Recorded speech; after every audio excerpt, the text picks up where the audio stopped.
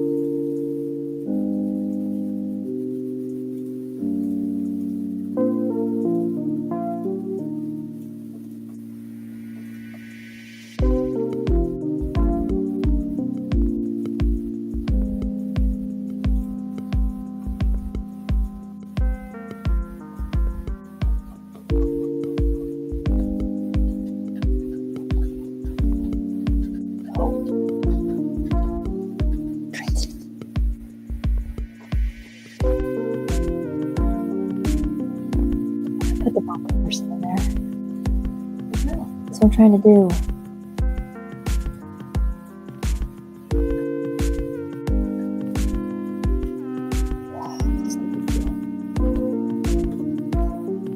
Yeah, there's some.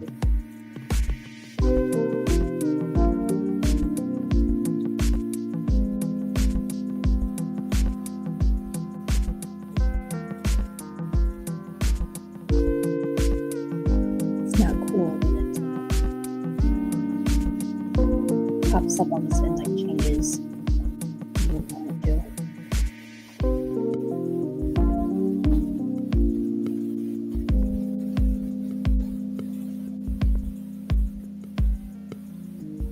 Just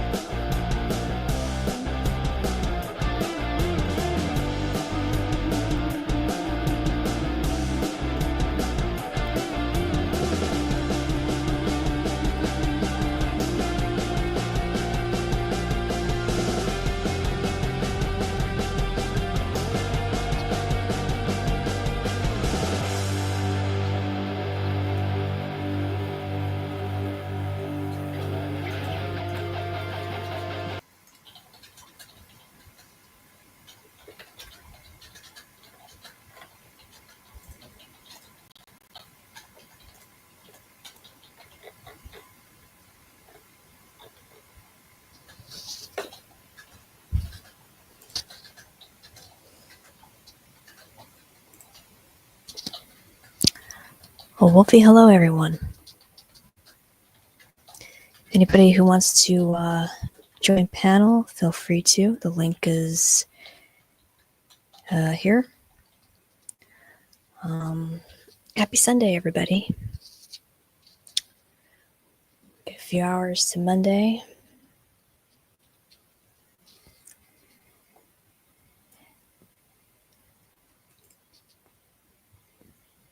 Hello, Michael. Hello, Hakeem. And I see 6 people watching. Be sure to give this stream a like. Show some love.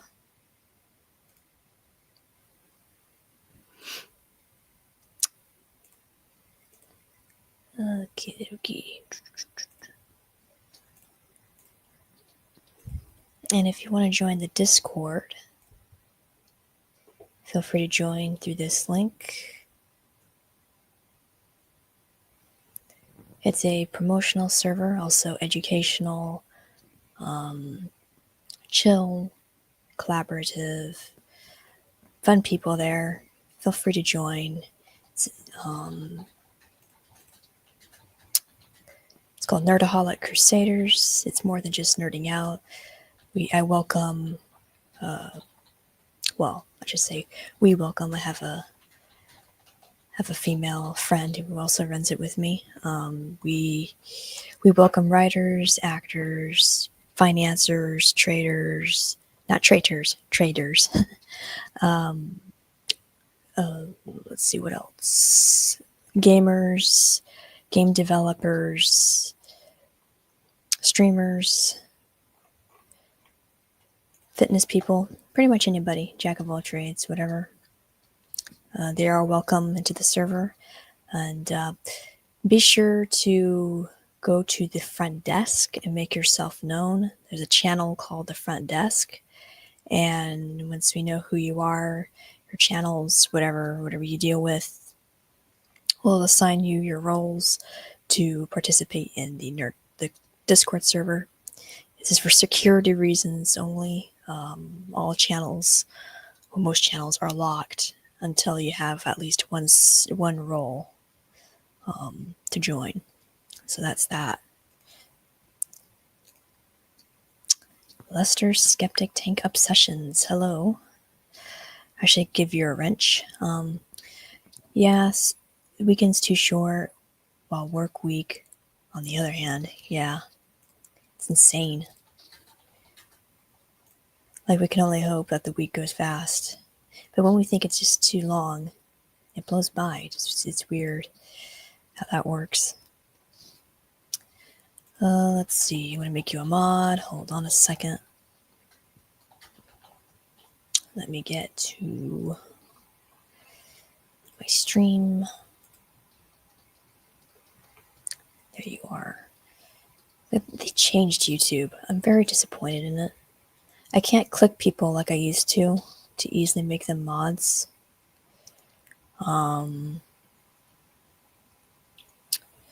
It's just weird. It's dysfunctional, very dysfunctional.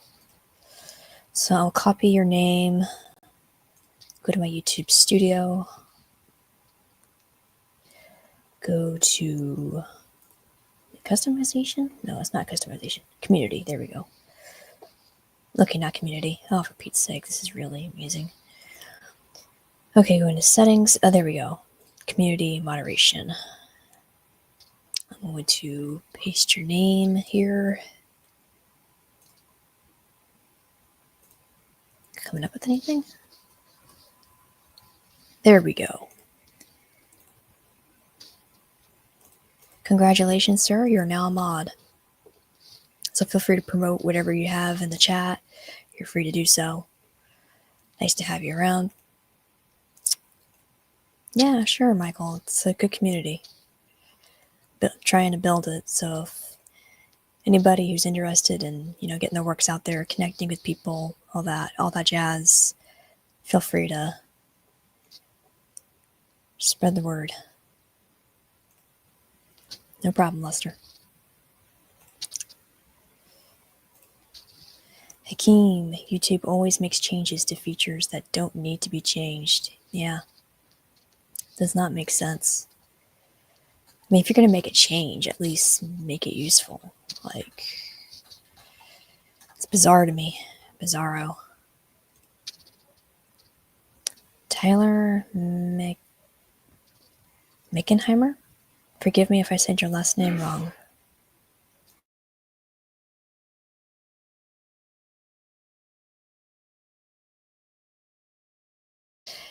Anyway, sorry, forgive me for that.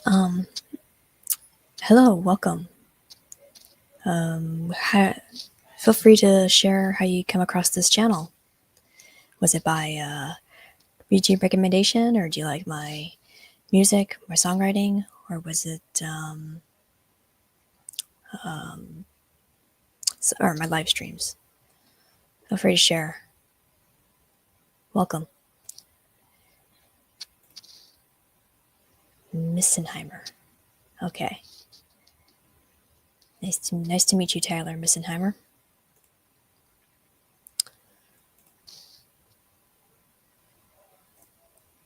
Oh, that's cool. Recommendations. Well, you're welcome. You're welcome here. We talk about anything here, like films, shows, music, pop culture, writing, stuff of the nature. Pretty much anything, as long as it's respectful and courteous and a great topic.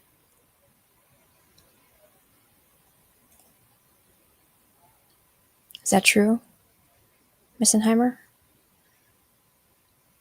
Lester says that he thinks he's seen you around Netter and Troy streams. Well, I'm good friends with Troy and Netter, so you're in a good spot here.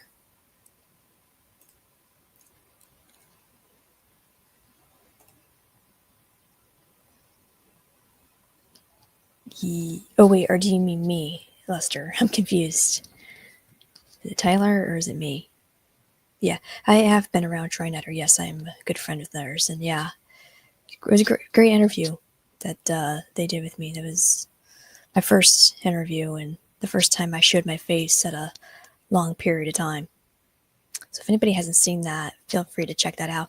I'm going to see if I could post the link in the chat. Yes, me. Sounds like from 16 Candles, if you get what I mean. Yes, you. Okay, let me get a little serious now. Let me go. Let me find it. Netters. Darn it. Netters Network. Charlotte Nightstar, let me see here. There we go. I'll send it to from both channels. I didn't know Troy had it too. So you can just support both of them. Give them a view.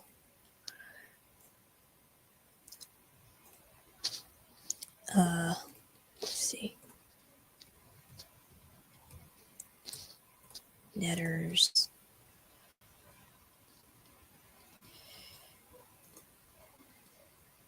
It's probably dumb how I'm doing this, but it's fun. Fun being dumb. Anyway. I think that's Netters. Or is that Troy's? And I'm confused.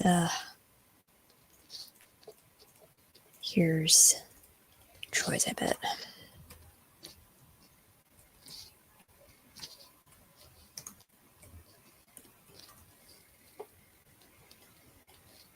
I can always do Control V. I always forget that trick. Oh wait, that's the same link. Gosh darn it. Is it the same link? No, it's a different link. Okay, thank God. Oof, Sunday. I haven't had enough coffee yet. Good Lord.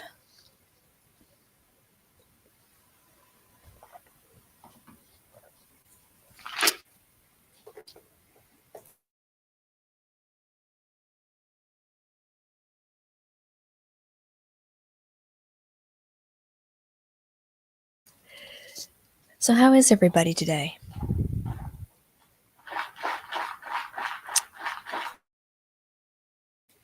Mom, I'm not going to tell you one more time.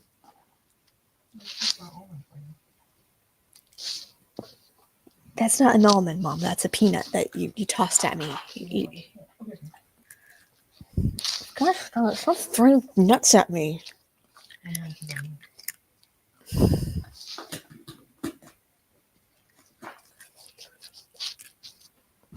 It's a nut tossing game right now. I don't know what's going on, but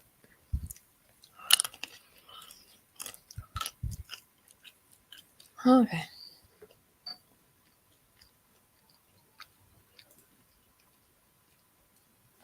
Michael, that's good. You're doing good.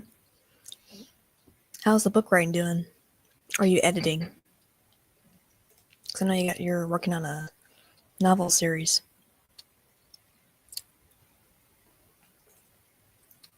That's good.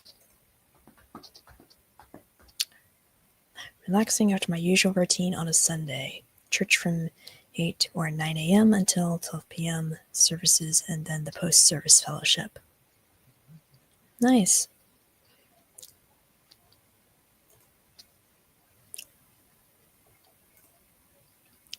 Still working on book 2, over halfway done. Good, really good. That badge is doing some spring cleaning. I think you mean summer cleaning now, Hakeem, because I think we just passed the summer solstice. Yeah. Oh, still good. Cleaning's always good. Cleaning is always good. When you commit to it. Keep myself out of this right now. Let's see.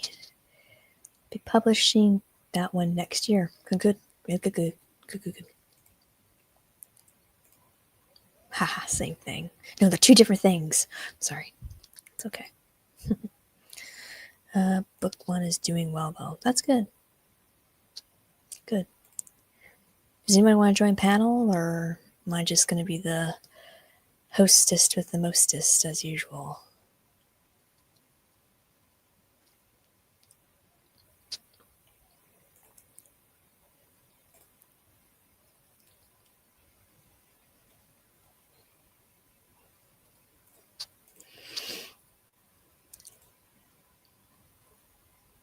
Sad news about Rebecca Del Rio, who passed away a few days ago. If you don't know her, she was one of David Lynch's musical muses. She was in Mulholland Drive, I think, singing for that. Yeah, she passed away. Can't remember if it was the 23rd. R.I.P. I'll have to say.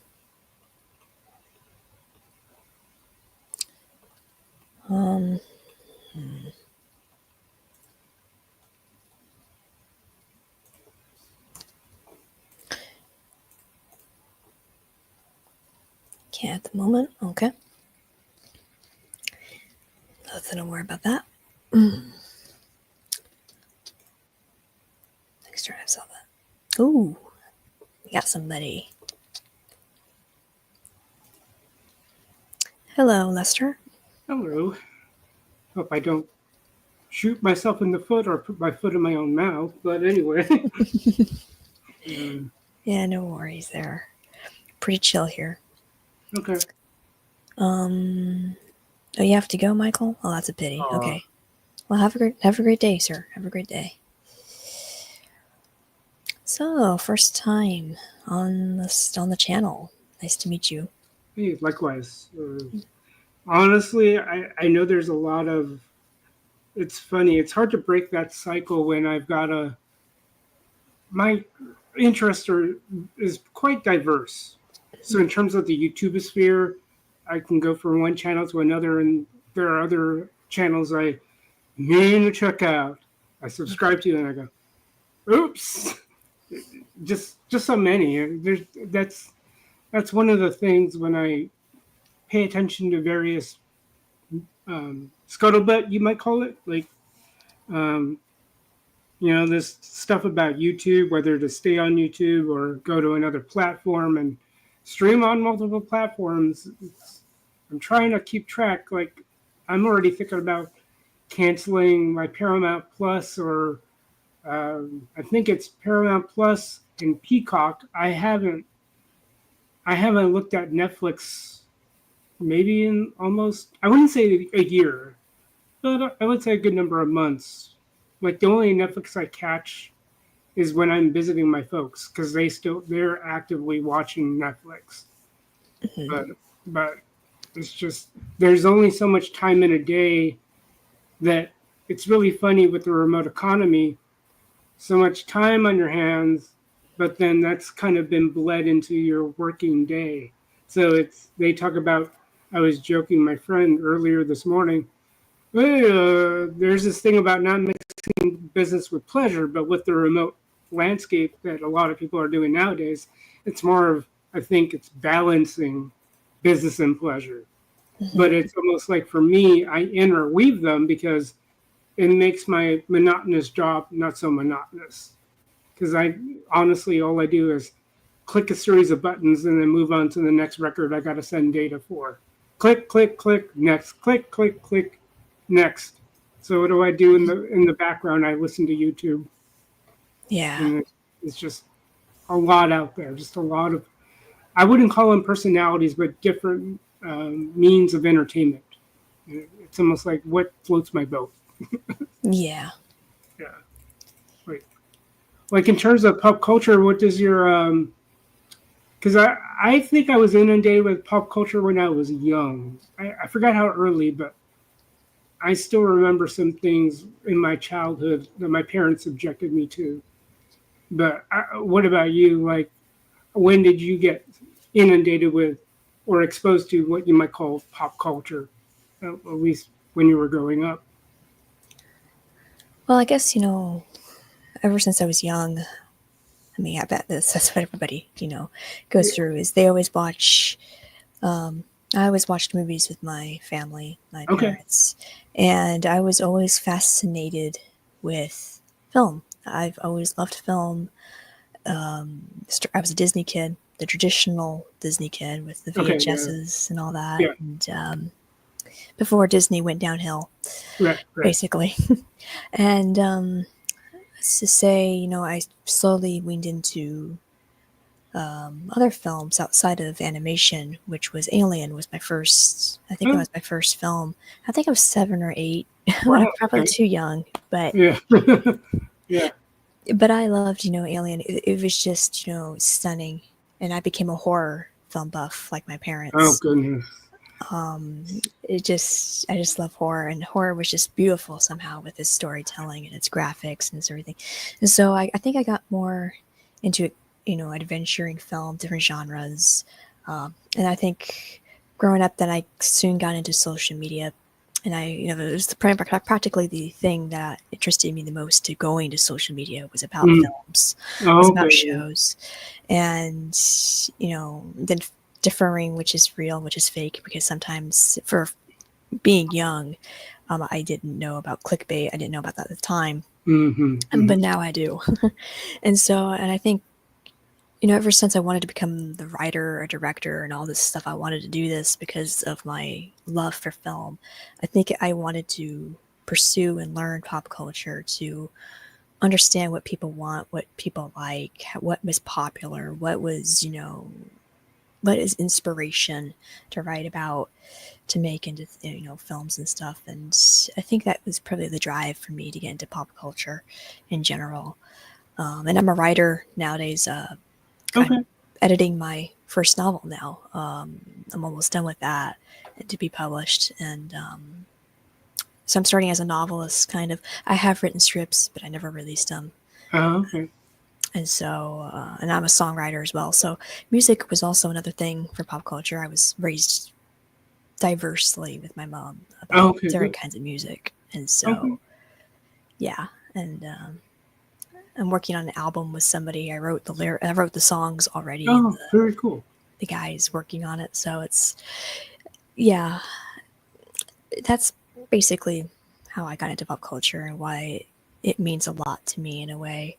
I just wish it was less toxic, if Yeah. anything, Yeah. because there's so much fighting, and it's like you're fighting over a stupid show. You're putting you're making things look like it's always a race war or some Yeah, sexist yeah, war. yeah, And it's like it's nothing to do with it, really. That's not what the show's about. If it is, that's sick actually, because yeah. that's not entertainment. That's not No, entertainment. it's like, okay, now you. So I think I tried to table this in various discussions or put it forth in a way that, okay, that's good to know.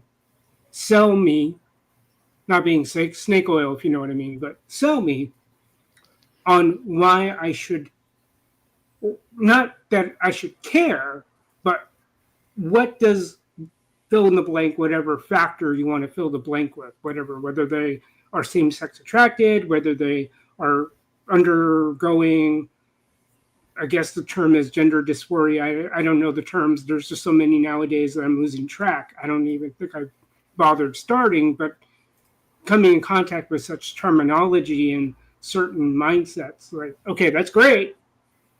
But at the end of the day, what's at stake?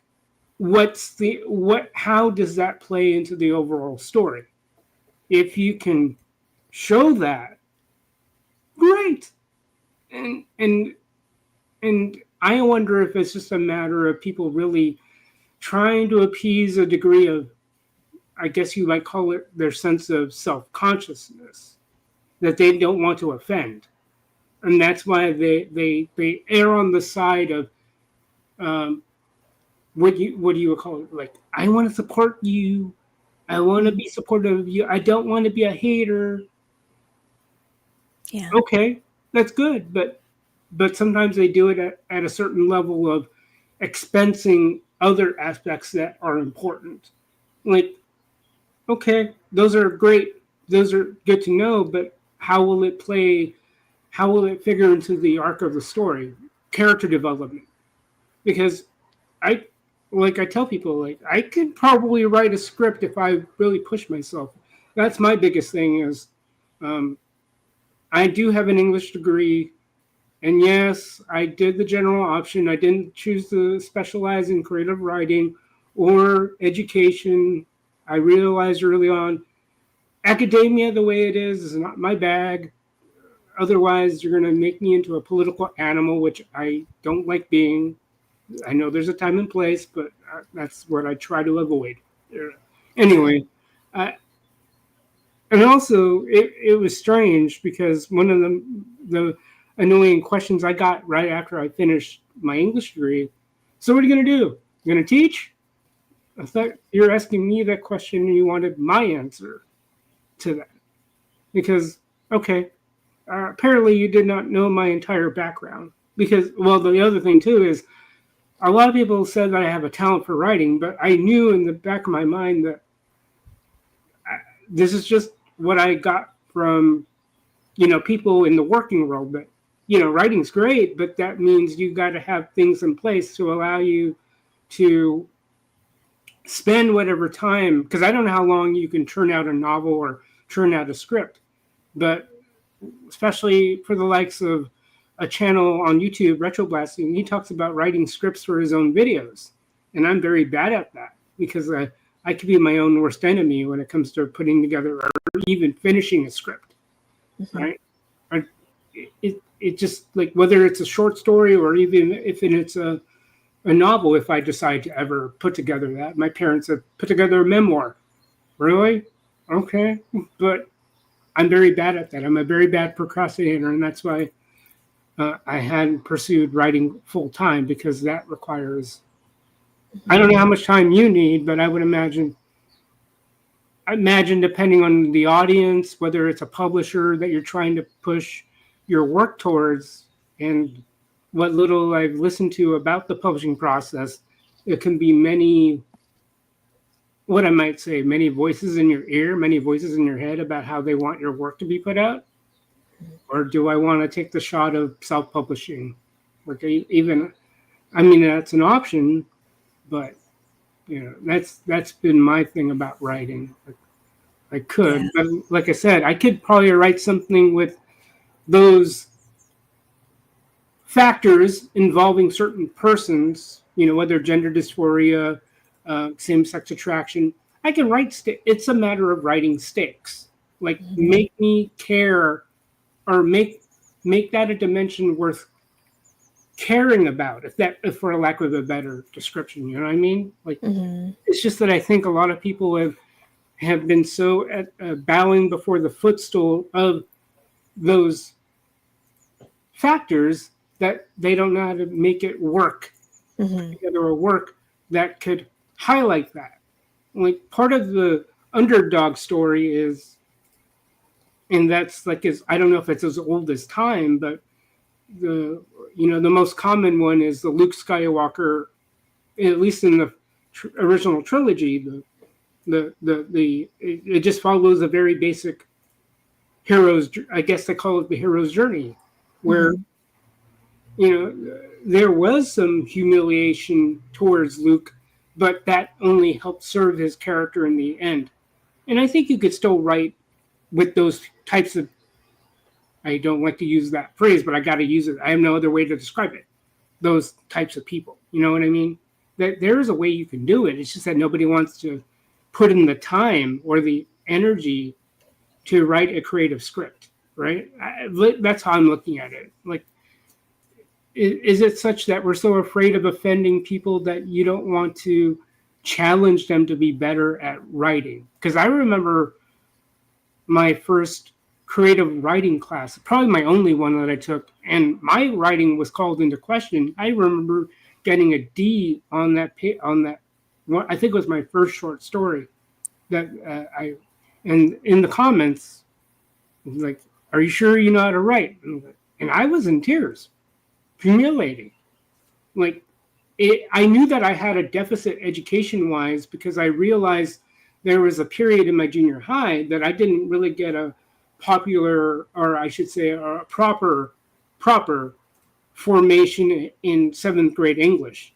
That they just leapfrogged me to the next grade. That there were some things I understood, but there were other things I did not, like symbolism, other you might call them. I think it's called writing, literary devices. If I want to pull back in my data bank of my past education, but literary devices that might have been given lip service early on in my junior high career, but then because of that leapfrog, because all I did in 7th grade English was read a bunch of stories.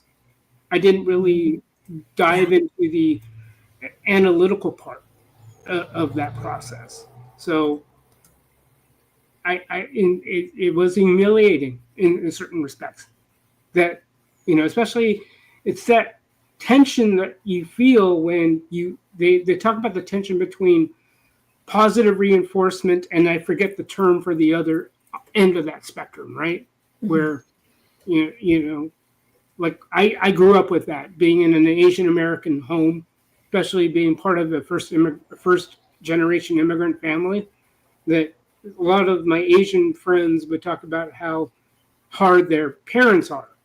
And especially when you get the comparisons from the parents, because believe it or not, a lot of Asian American parents are somewhat competitive when they compare their children to their peers. Oh, your auntie so-and-so kid is doing this. Why aren't you doing that? I'm not him. I'm not her. Yeah. Don't compare me. And so it's that tension, like you want that affirmation to know that you're on the right track, right? Yeah. And at the same time, it's like, I need you to improve, or at least indicate in a healthy way there are ways to get better, right? Because I don't know what your editing process is like for yourself, whether you involve your own self-scouting, or do you have a circle of friends you trust to say, hey, I want you to give me the honest truth about my writing and say, where can I be better here, or where am I saying too much? You know what I mean? So, yeah, going back, I guess circling back to the original point, when we talk about good storytelling, that it's just nobody wants to put in the work and the time to write a good.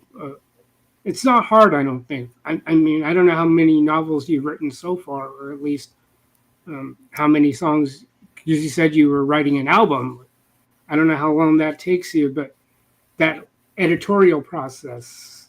I don't know how long that takes you if you have other people in your circles that help you in that endeavor.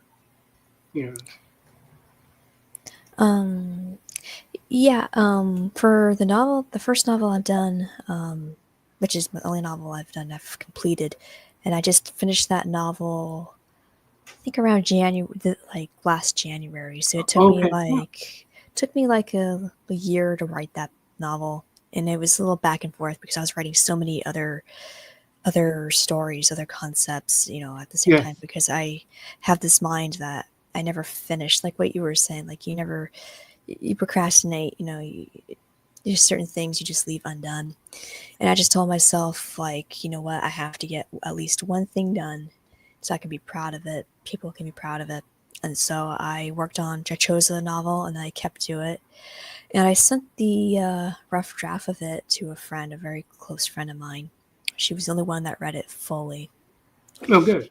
And she only commented about how amazing the concepts were. Like Okay. it made her really think about things in universe, in the world, human thought itself. Embracing the elements of it. And so she wasn't much on the editing thing, but but when I started editing, I was like, how did she read through all this? Like there were so many, errors, so many choppy sentences at some part, and some parts that never made sense, they never connected. But I guess it must have been good enough to bring about what it was really about. And I think that says a lot to me with what, that close friend was saying was it brought you into that world.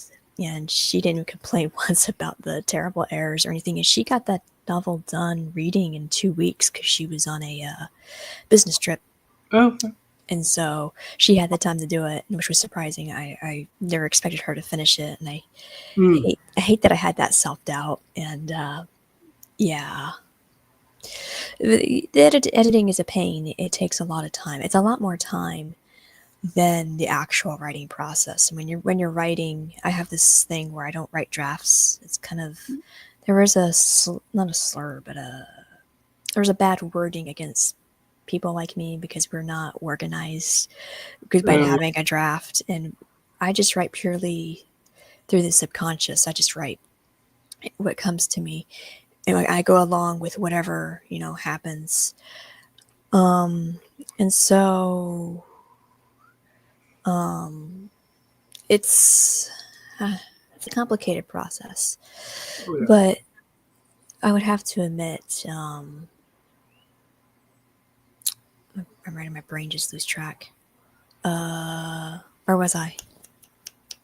You're talking about the editing process being complicated.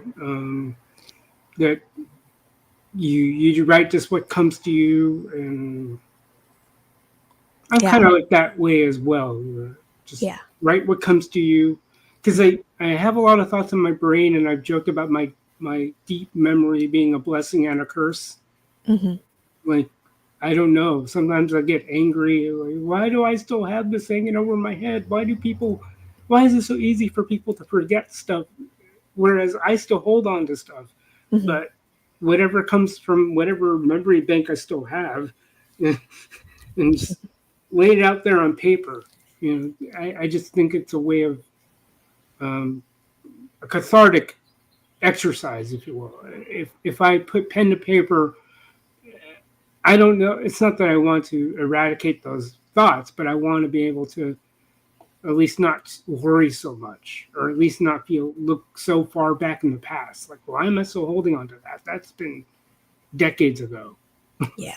So maybe it's something telling me, like, maybe you should put that to paper. Mm-hmm. Yeah. Anyway, yeah. But the stories that. Go ahead. No, you were saying.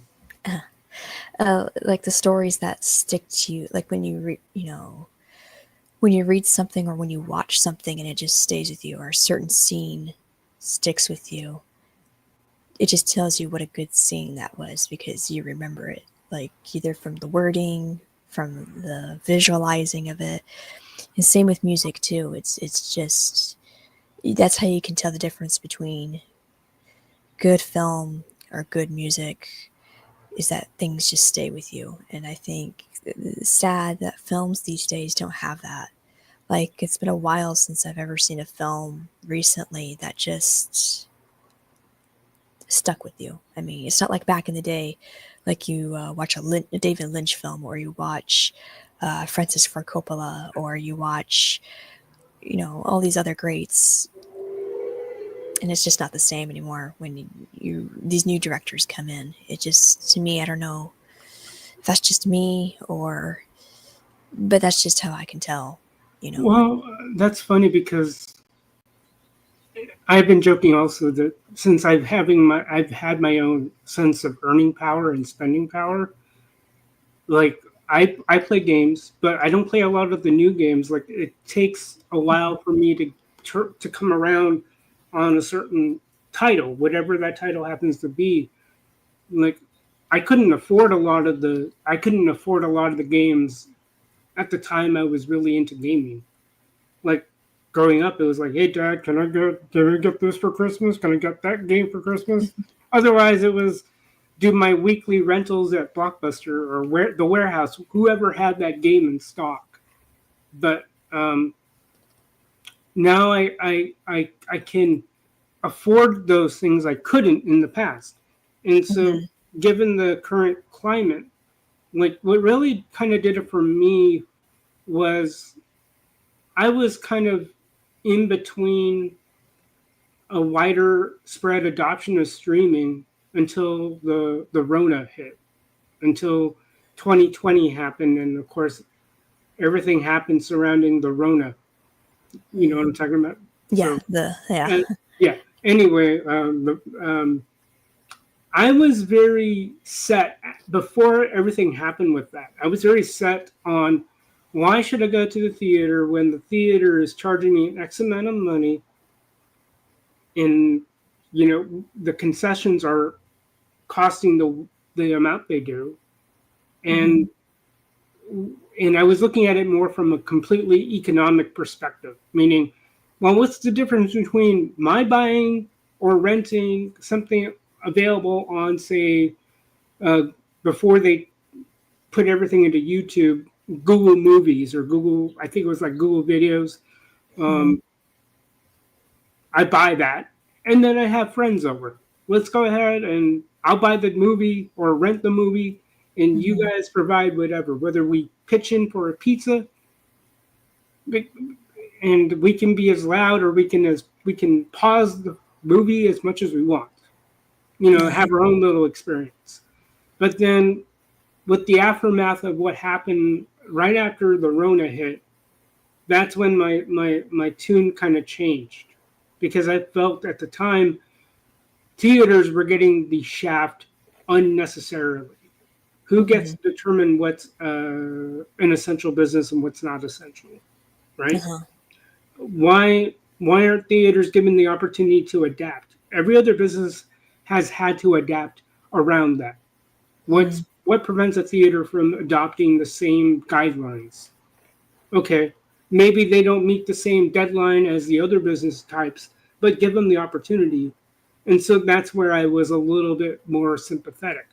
At the same time, the theater needs to have something to draw attendance to that building, whether it's your everyday Regal, you might call it national brand theater chain, Regal, AMC, etc. Or your hole in the wall, like I have a little hole in the wall up the street from where I live, a little mom and pop. It used to be a much smaller budget, but it's comparatively smaller budget than your standard Regal or AMC theater house. But still, there has to be something.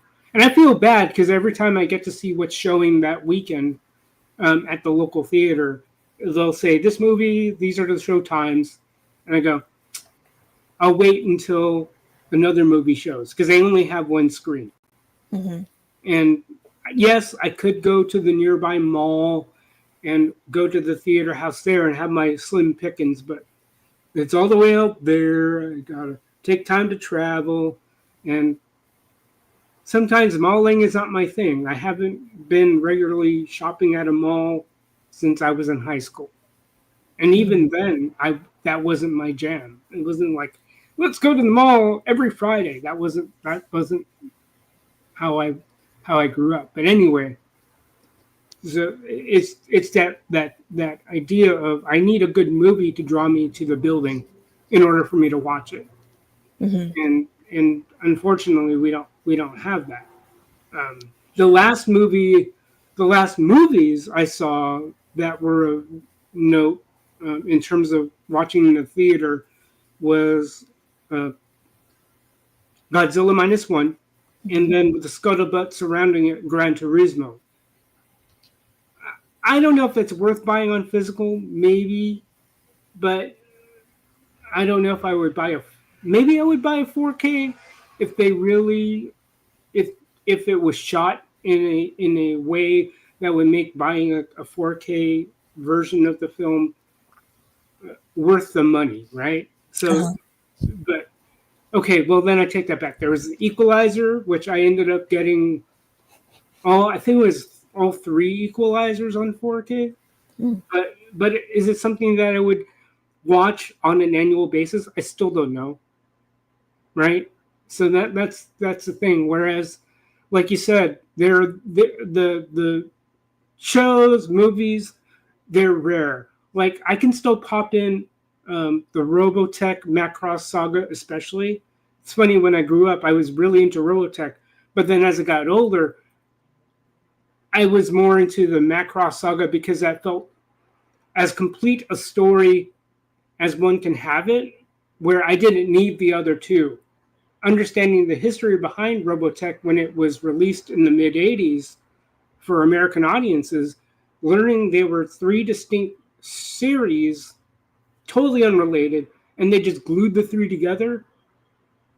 I commend the attempt, and it seemed to resonate with audiences at the time. Like they followed that entire saga for all, I think it was close to 70 some odd episodes, because of I think it was like part of the regulatory rules at the time that you had to have an X amount of episodes in order for it to be a valid series. But I can pop in that saga, the Macross part of the Robotech series, and I can still get the heartstrings.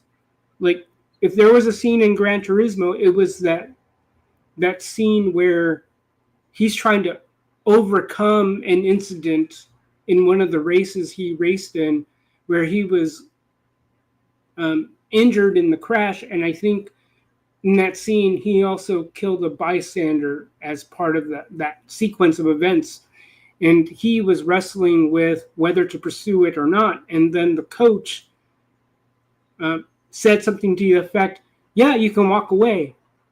You're free to walk away, but you will never know how great you could have been or you could be." And that line stuck with me. And even I just finished watching Ghost in the Shell standalone complex, and yes, there's been a lot of, I'm sure, scuttlebutt over the last number of decades. And yes, I'm sorry, I'm late to the party, but I just finished it, and I always joke about how English dubbing has gotten really bad over the last number of years. But watching that in the English dub,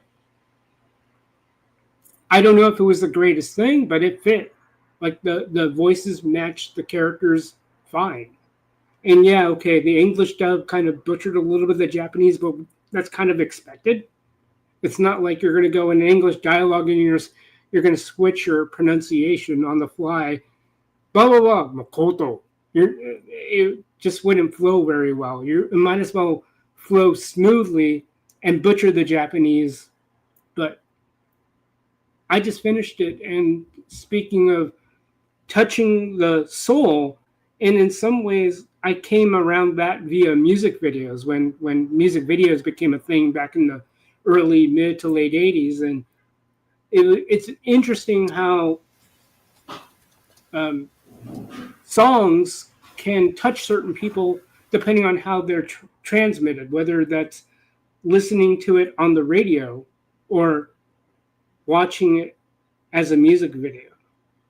And part of me prefers that I listen to the song first, because I think there was part of my childhood where I was very prejudiced against what I would have perceived as an obscure music video. And if it was obscure and I didn't understand it, I didn't want any part of the song, if that makes sense. I don't know if you remember watching music videos and maybe having your perception, your judgment based on how the music video is put together, right?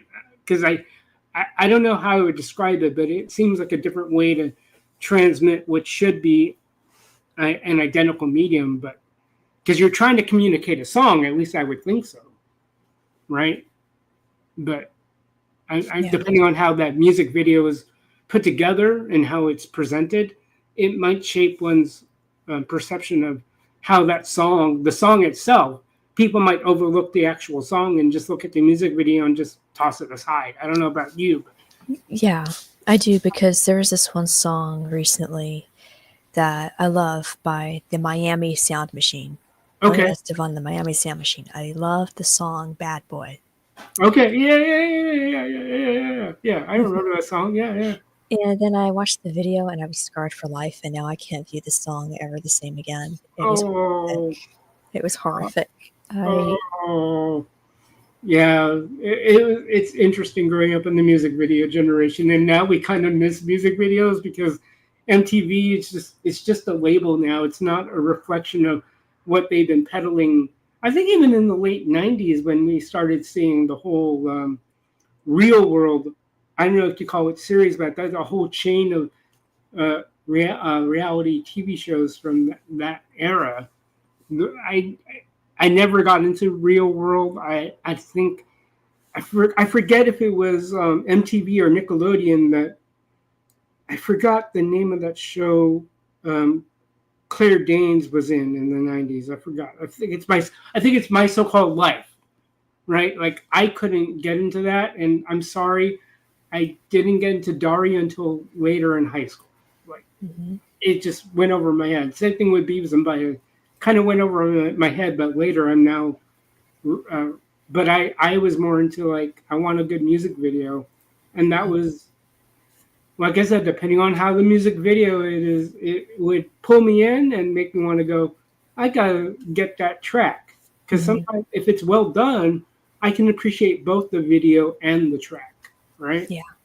But yeah, I don't know. I don't know if I'm grumpier at MTV Classic or Amazon for peddling. I'm sure there's more in their catalog they could unearth. Like I noticed on my Prime account, they have a live TV service, but all it is you watch a collection of music videos in real time where, you can't really rewind or fast forward. It's like you got a block that you see on live time, a block of music videos. And honestly, I just let that be my little playlist because I may be interested in the actual music video, but I just want to listen to some good music. Yeah. Yeah. Like, I don't know. I'm not going to put it against you, but I don't know what your thoughts are on Taylor Swift, but I think there's just too much hype around her. And I don't know. I don't know what your favorite genre was growing up of music. Given that I saw that I'm learning that you were drawn to horror. I don't know what your musical tastes are like. Well, to be honest, I grew up with Taylor Swift, and I think the reason why she is so hyped today is because, at my age growing up, she was 16. She was at a hot spot where she was bringing into this new generation of women, of men in general, too. Okay. And they were growing up listening to her music ever since she was 16. Yeah. So it's kind of like how Britney, started, how Christina, and Taylor sung songs or made songs, whatever, that spoke to us at an age. So even though I was like, gosh, how old was I? Possibly 5 5 years old, if that, when she came out. Okay, yeah. And I think I really started loving her when I was 6 or 7. And I know Okay. Belong With Me was my top Okay, song. yeah. That video was amazing. I loved that video. And I think it was that video that made me think I really like this woman. Like I felt like Yeah. I think she was that. likable. No, I get it because I remember when I forgot the title of the track she debuted with, but it was kind of like you might have seen that she was going to venture into what you kind of saw the evolution, but somehow I must have I might have been on some years-long vacation where I kind of took a break from a lot of mainstream pop because I just thought maybe Hmm. between '06 and whichever, I just decided I'm not going to try to keep up with it all. That's why I'm resorting to either artists that I've known growing up and Hmm. whatever I might stumble upon. Like Yeah. I like to be pleasantly surprised. And like, when I grew up, I didn't know the artists. I Hmm. just knew the track, or at least I knew what the track sounded like. You know what I Hmm. mean? Like I didn't even know what the title was. I just liked the chorus, the musical arrangement, and the vocals. I didn't know the name of the artist. I had to ask around, and this was pre search engine. Like you had to wait until the DJ announced who sang it and the name of the track, right? Hmm. And it's just I don't know. Or if you stumble upon it, even when I went to the music store, like I don't know who this and that was when I would go through the music aisle and I don't know if you ever grew up going around the record stores or not record stores because I don't know what I would call them, but the venues like the Warehouse or Sam Goody or in the malls they would have them. Whether FYE for your entertainment, I think was a store, but it would be a place where you can dig through a library of CDs. And I remember when I first came across like audio cassettes and I go, I don't know who that artist is. I don't know who that artist is. Who's that? Who's that? But upon further reflection, oh, they're the ones who sang that song?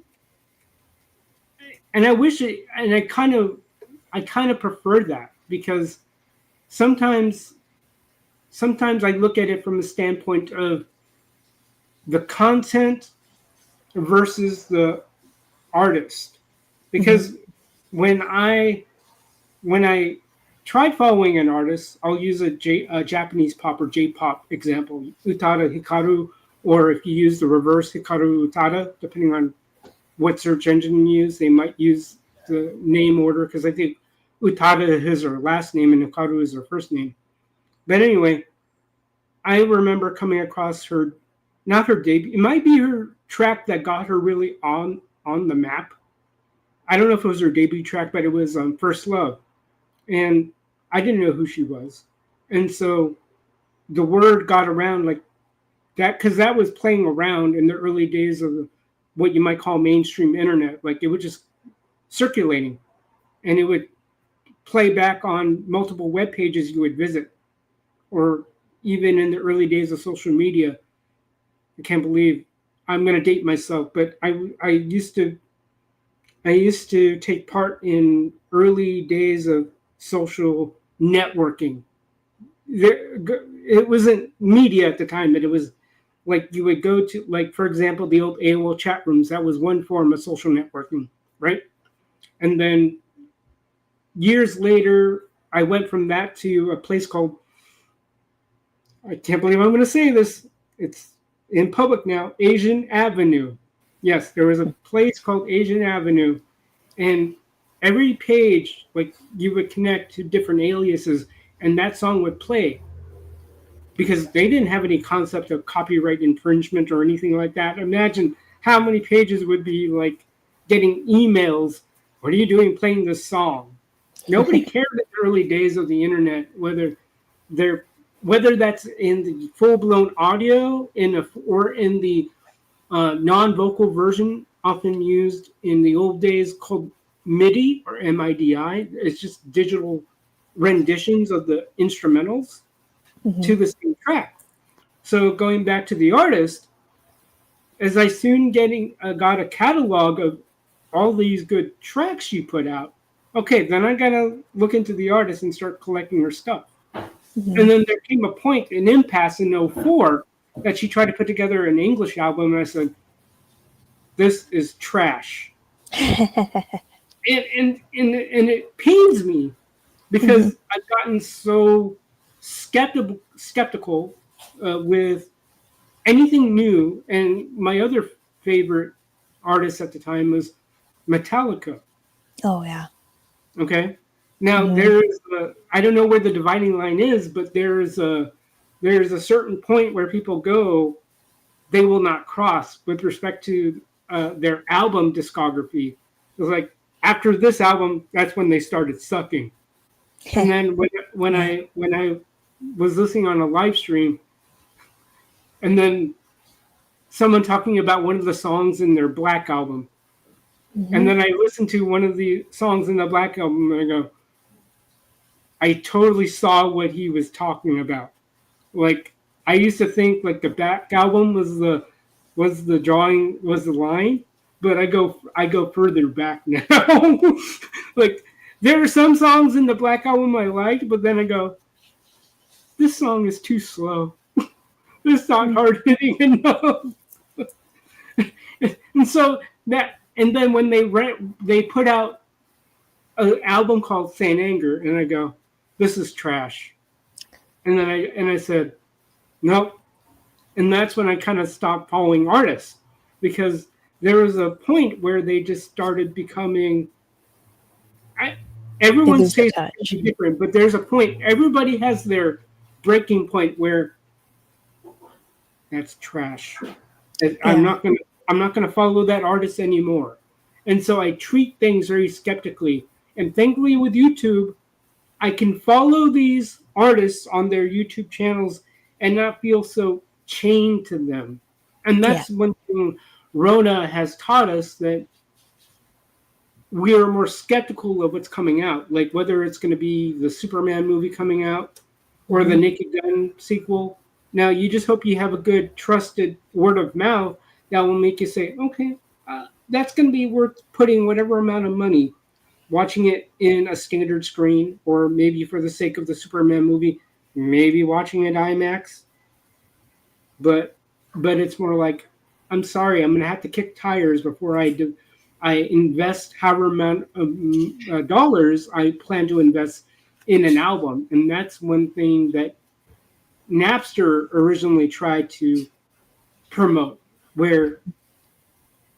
and I know a lot of people lose sight of that, but a lot of these sites will like, yeah, it's free for you to listen, but support the artist. People lose sight that was trying to say. That it was just supposed to be a free way for people to test the waters of an album, and a way to see if an album, because I remember buying albums, and you'd only like 2 or 3 songs out of an entire album. Yeah, it's sad sometimes. Out of how many tracks they would put on an album? 12. Sometimes I remember buying Wu-Tang Forever. It was a premium because at the time when at the time it was $20 and you get 2 CDs worth. It was like 20 tracks, 2 CDs, and out of each CD I might have only liked maybe 5 or 8 songs out of possible 12. Well, I guess that ratio is better than what you might find, and that's why when I was growing up and I started collecting singles, that was my preference, because I liked the track. And it's kind of like reversed itself, where I'm more about the track than I am about the album. And it's kind of interesting how an artist, depending on how they're set up, because I don't know how my brother's doing it, but he's a full-time musician, and he's not into the whole album or studio setup that would be required to put together an album. That's not his shtick. His shtick is more live performances, and people would actually fly him out to different places so he could teach them how to play the ukulele. Nice. And it's Yeah. Oh, um, I'll send you a DM on your question about that. I'll put that in the private chat right now. Okay. Yeah. Sure. I Um, think but the. yes, it's interesting given that you said you had put together wrote songs for an album. Mhm. Yeah. And is are you do you provide the vocals or did you write them for some other artist that you were asked to put together the album for? Hold on a second. Oh, sure, yeah. Okay. So the album. Uh, he's a musician in Jersey, I think that's where he is, and he liked the songs that I played on my YouTube channel that I made with Suno AI. Oh, I write the songs 100% by myself. I don't use right. AI or ChatGPT because I feel like songwriting is not No, personal no, that no, way. yeah, yeah, But the Suno AI does really good with the vocals and the music. And so yeah. what we did, we got into a joint account together on Suno. And so he was saying, why don't you write the songs, maybe make some generations to see which versions you like best and send them over to me and I could work on them with the stems and stuff, then put some my own touches to it with his own instrumental talent. And so yeah, that's how we are working together. He's never done, worked with AI before, so he's super Oh, excited. okay. Oh, yeah, So yeah. he's very experimental, and the most of the tracks vary of what I've generated with the songs. So there's a few that are pop, a few that are alternative rock. I think most of them are alternative rock, and there's Okay, one song that's kind of Sushi's and the Banshee kind of vibes, but Depeche Mode as well. So okay. I try to vary it up on the songs, Oh, yeah. but but yeah, I try to experiment with a bunch of different songs and stuff with that, and I understand what you were saying about where you go for an album and you take a chance on it, and it's like very few songs. And I think it's only one time I loved an artist. I think her name was Ariana Grande, if I remember Oh, correctly. yeah, With yeah, yeah, yeah. That name is familiar. Yeah. yeah, and I bought an album blindly because I liked the one album I did buy from her because it had Dangerous Woman and Into You and all these good Yeah. songs. And so I thought, okay, let's try this one. It's her next album. I so I picked it up at the store. I usually went to like Walmart or Fred Meyer's to get albums. It was so fun. I love to collect albums. I love to go to the store with my parents when I can, Yeah. when I feel like it. Actually, I'm a homebody. And if I have money, I would go buy a nice 2 to 3 CDs, sometimes one of that. Oh, And yeah, so yeah. I blindly got Ariana Grande, her next album after the one I got, and Okay. I was kind of very disappointed because this was before Pandora. I started using that. I started using Oh, Spotify, yeah. and so this was blind to me. I only knew one song on this album, and Yeah. so I grabbed it and I'm gonna see how this goes. It was crap to me. It was so there were so few songs that I liked. I tried, and I usually listen to an album about 5 times max to try to understand maybe where the direction was going, the vibes, trying to understand it. Once I can't understand it after 5 times of listening to it, Oh, I'm done. It's no good. oh, And yeah. I think, and usually sometimes I keep the albums, and even if I don't like them, and then maybe like give or take 5 years later, put it on again, see if maybe the time of my tastes and how things were, my exploring music, if it would change, and if it doesn't change, it's like, oh, that's confirmed garbage. And it's kind Yeah. of it's kind of like with script writing too. From what I've heard, is like you write something, be sure to put it away, Yeah. pick it back up, read it, and it's like, this Yeah. is freaking utter garbage, and you rewrite it. And it's kind of like that with music and buying music. And I think ever since then, after that disappointment of an album, I told myself I'm never going to do this again. I'm never going to be so blind to that with an artist. I'm going Right. to Right. first listen to it on a streaming platform, Yeah, and see if it's good. If it's good and I am looking for that album, I'll go get it. Now, I don't mind going blind to an artist I do not know. It's yeah, always nice to give it a chance. It's always nice, you know, to right. explore that way. And I've done that with Spotify too, and it's like it's always good to do that. But you know, I'm always a little sus about things. Like For it's like sure. I'm hoping it's better. I don't have any expectations. Like, oh, I'm gonna Right, go into this surprised. right. And Taylor Swift, you know, going back to her, I love most of what she had made. I loved watching, you know, from me being so young and watching her go through the years, changing, evolving to Yeah. her other, you know, progressions. And I really enjoyed her country. Then when she went to pop, the transfer to that was interesting. But I think that there are times you think, I hate to put it this way. There are some albums that are recent that I just either that I fail to understand them to where they're going, and I need time. I mean, I know what she's doing. She writes songs these days in terms of storytelling. So like Yeah, yeah, yeah. she wants to be a storyteller nowadays, you know, to Okay. being a director and everything. And you can tell sometimes it's a diary entry of what her life was. And I know all the men say, "Oh, well, it's about her ex-boyfriends, all this." And Yeah, I yeah, that's the joke. Yeah, That's the joke. And I know, and I'm thinking not really. Yeah, and it's true. It's part of it. She yeah, wrote songs to make women feel like they're relatable to a situation or to that guy. And I think that's what also brought her attention. And yeah. I think deeper, I hate to say this, I know this is going to, people are going to slap me across the head for this.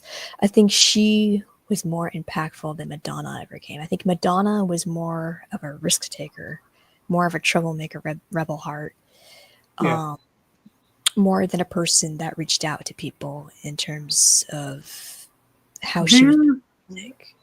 But there's if I few. remember, the thing with Madonna is there was a lot of promise, but I don't know what, I don't know where she was in her life. I know she married Guy Ritchie in the mid to late 90s. Mhm. Now, I don't know if that affected her ability to deliver or continue delivering tracks. I Yeah. don't know. I don't follow these people. I don't, it's not like I'm in their world. So I have no idea. I can only assess what's been put out and what's not. Mhm. And I remember growing up from mid 80s onward that she kind of, like you said, she took risks. Like I remember even when she was still kind of young in the music scene, she had taken her shots at the movie world. Like the most notable being, well, I don't know about the most notable, but I have a few memorables. She was in Dick Tracy, League of Their Own. I'm trying to remember. Oh yeah, she was in Evita, so she did that. Seeking Um, Susan. yeah, that one too. Now I honestly have not seen it. Now I know Troy Pacelli might say something about that, but Who's that? Troy That's another. Pacelli, church. Yeah. Oh, that. Okay. But anyway, but she could have been a Kylie Minogue for America, because if I understand it, and this is my hypothesis, like somehow the American music industry is a different animal because I don't know if we invented the one hit wonder, but in the American landscape, the phenomenon of the one hit wonder is a thing. Whereas if you take an artist like Aha, Kylie Minogue, others that are probably not American based, I don't know if it's a matter of that or not, but but you could, if you were to follow Kylie Minogue's career, you would see to it she had more noticeable hits in other parts of the world, or at least there was more visibility in other parts of the world versus America.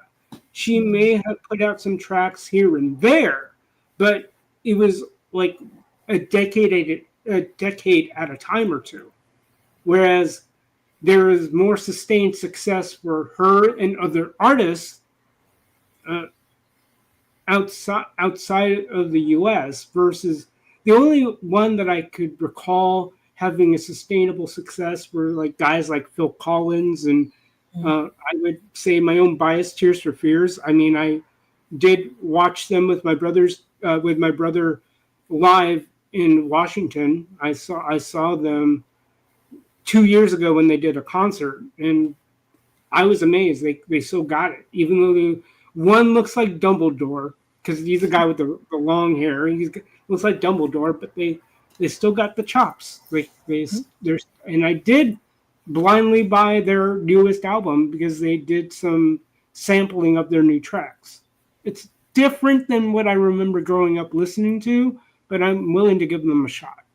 Because hey, they want to give it a shot. They want to remain relevant. But going back to Madonna, she had potential. She could have stayed relevant because in my mind, she had vocals that kind of, depending on the track that was written and arranged, her voice had that haunting nature to it. Like, I remember remarking in a comment saying, Live to Tell was one of my other favorite tracks in addition to Crazy for You.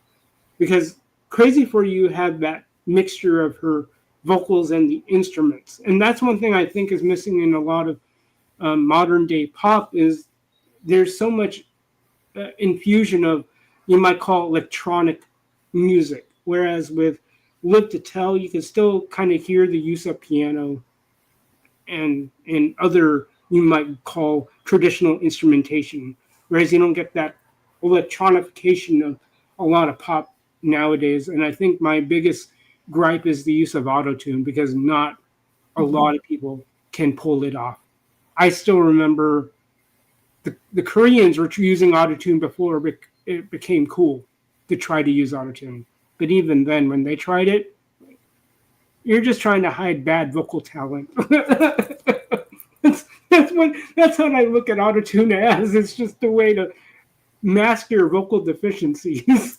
Yeah, it is. But Madonna, for from the mid '80s up until the late '90s, she tried to stay relevant. She could have been one of those, and I hate to say it, but I miss Janet Jackson's contributions to pop music. If I don't know if she's retired or I don't know if she's put out anything new, but she may not have the best vocals, but she had a good team. And I hate to say what happened to Mariah Carey, but I think once she put out Honey, that was like trash. This is like, what? It's funny. I don't know if you follow any of the divas trajectories, but they go through. I don't know if I can say this on your channel, but they go through a phase of, I call it hoochification. They go through this attempt, and I know K-pop girl groups try to go through this.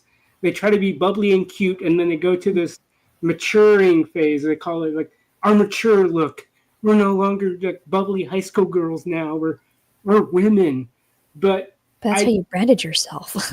What's that? That's how you branded yourself. Yeah.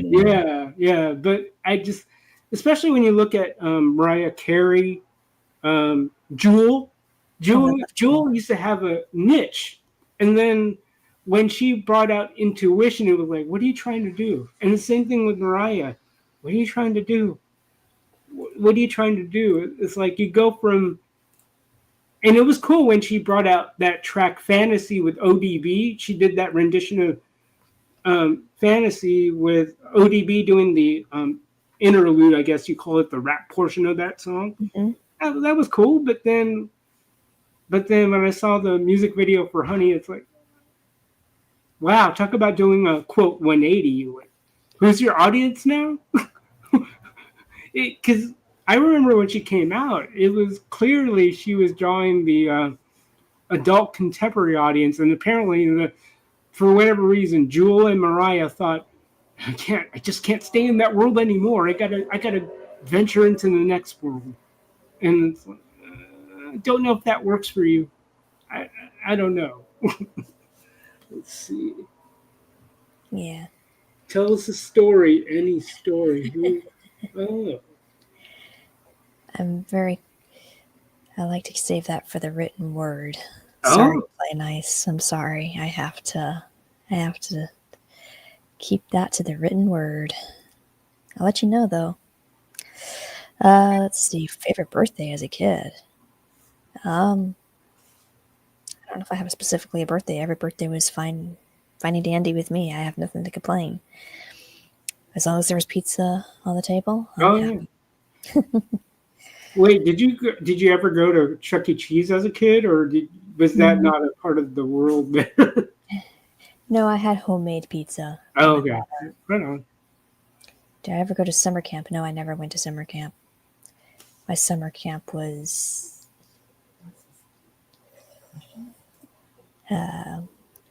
pretty much my childhood as in a riparian life. I had a nice place growing up, so Yeah, that yeah, was my summer camp.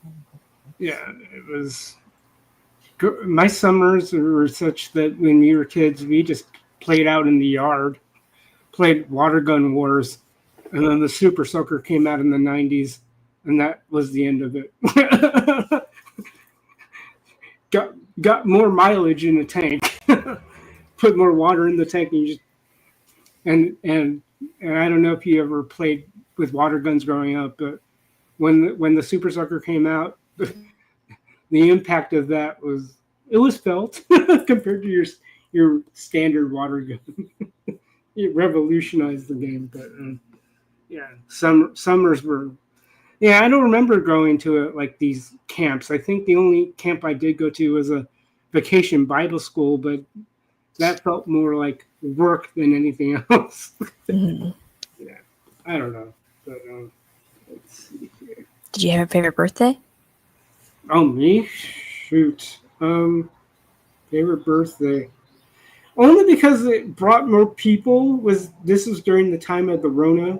Like my brother decided to. Well, it's between that and something my brother put together. I think it was for my birthday and graduation party in college that he put together a montage. That's all you. And of course, it's very different when you get older. You're no longer the center of what. How do I describe it? You're not the one floating around when you're a kid. You're everyone floats to you as a kid. When you're older, you're the one trying to circulate yourself amongst the people. If that makes sense, it's a Mhm. different dynamic as you get older because it's not like, hey, everybody's looking at me. Now it's like I'm looking at everybody and try to play host, if you will.